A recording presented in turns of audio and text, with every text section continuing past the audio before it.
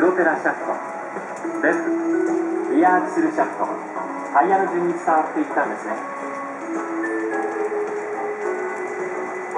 さて、もっと速く走ってみましょう。シフトレバーを切り替えると、トランスミッションのギアの組み合わせが変わり、スピードが上がります。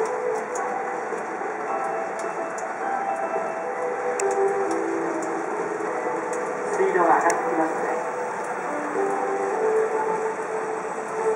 それでは次に曲がる仕組みを見てみましょう。ハンドルを右に回すとギアやリンクの働きで前のタイヤが右に向いて自動車は右に曲がります。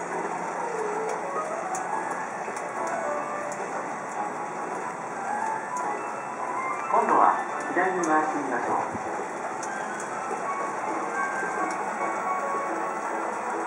後ろのタイヤを見てください。